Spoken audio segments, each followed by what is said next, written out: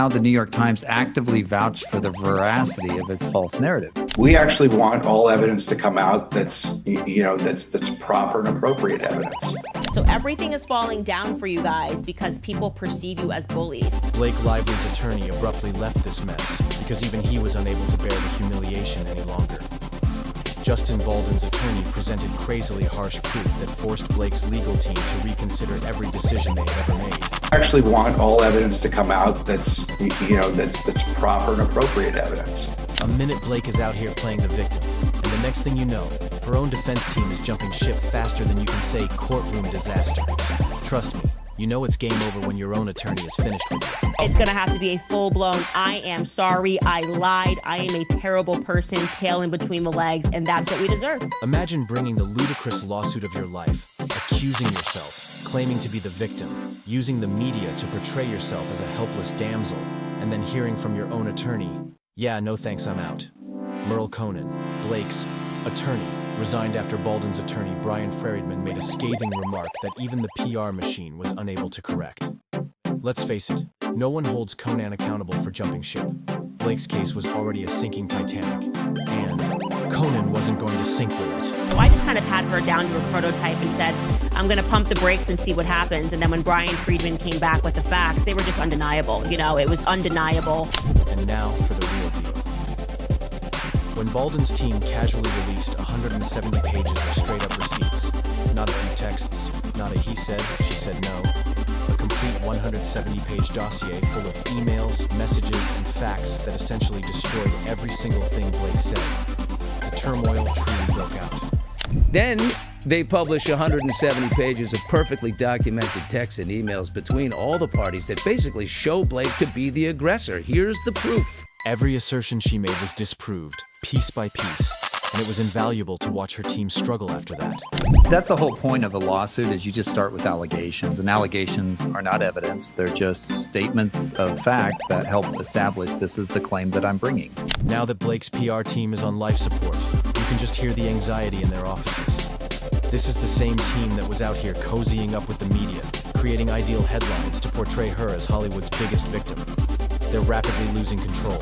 You guys were complicit here. You guys were involved in this every step of the way. Those puff pieces stopped rolling out the minute the truth started surfacing. Mainstream media radio silence.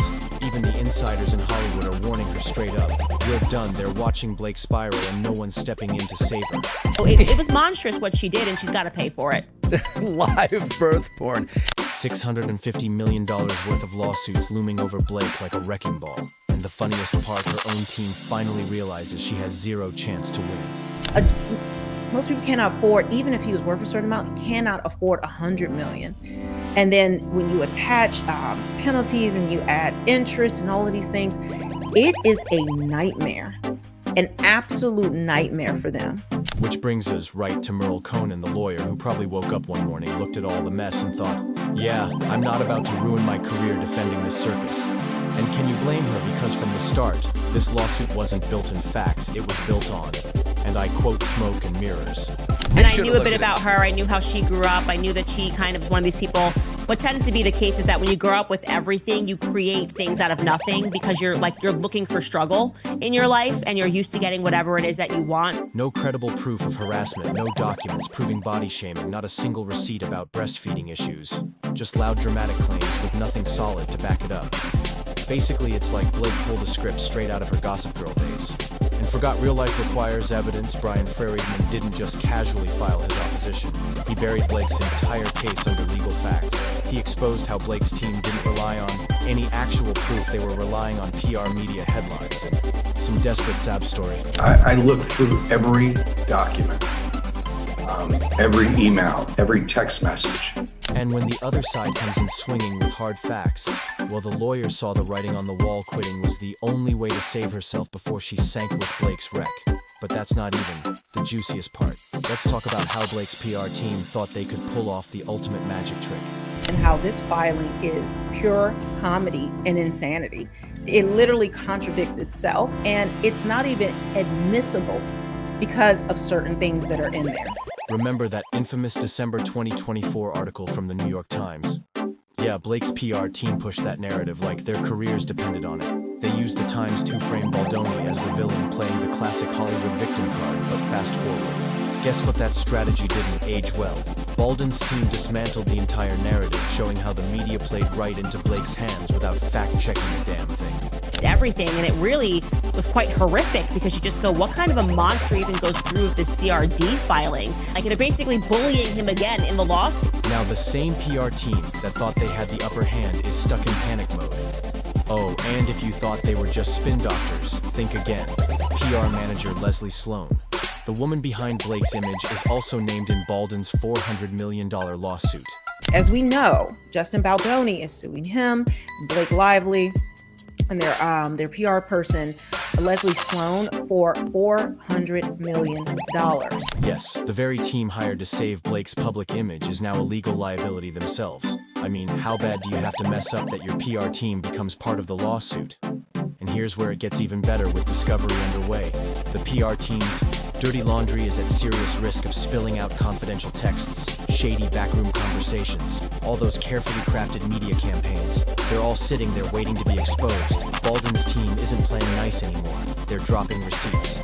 And Blake's team, they can't stop it. The more they try to contain it, the more it blows up in their faces. But it looks as though she's a narcissist, like an actual diagnosed narcissist. What's hilarious is how they spent all their time controlling the media narrative, thinking they were untouchable. But guess what? Courts don't care about PR spins, they care about cold hard evidence. And right, now Blake's got none. Her lawyer knows it, her PR team knows it, Hollywood knows it, and the public sure as hell knows it. All that's left is Blake standing there, watching every piece of her fake story fall apart. Do not believe Blake Lively is that, but again, you can clearly see, in my opinion, the narcissism at bare minimum that's going on with her. And can we take a second to talk about how everyone is putting sense into Blake now? Is putting sense into Blake now? Her lawyer bailed. The media's gone quiet. Insiders are whispering that she's cooked. Even her PR team looks like they're ready to quit and switch careers. But Blake, this point, the only she's still pretending like she's got a shot. At this point, the only person... Yeah, and again, at the same time, Nathan assembled a team that could dominate social media through full social account takedowns by starting threads of theories and, Hold that thought.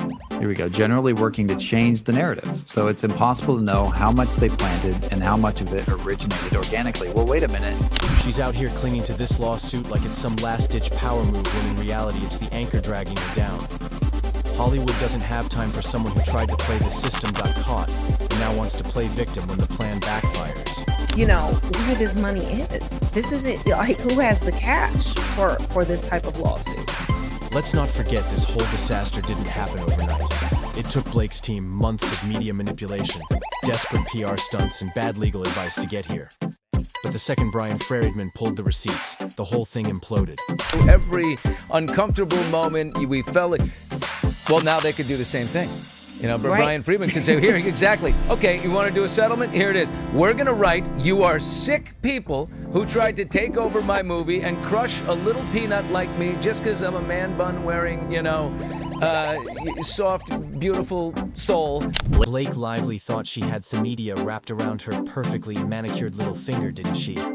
For a hot second, it actually worked. That big shiny New York Times article titled, "We Can Bury Anyone," had her floating on clouds thinking she was untouchable. The piece basically kissed her feet, framing every one of her wild accusations against Justin Baldoni like they were gospel truth. I mean, the NT might as well have stamped it certified Blake Lively victimhood, but too bad for Blake that fairy. Tail crumbled real fast. Thin-skinned outrage, essentially, over us bullying you. That doesn't make you look good on paper. It doesn't make you look good in the court of public opinion. It makes you look like what you actually are, which are a bunch of bullies. They can get away with everything. Because Brian Friedman didn't come to play his legal response. Didn't just poke holes in the Times little article, it ripped it to absolute shreds straight up. Accused the NT of violating fair report privilege. Which in normal words means the Times crossed the line from reporting to straight up promoting Blake's fake story. Instead of just saying Blake Lively alleges XYZ, they framed it like they had done some deep investigative digging, confirming every bit of her nonsense problem they had zero proof to. Back it up, Friedman called them out for packaging Blake's lies like facts. And honestly, it's poetic justice.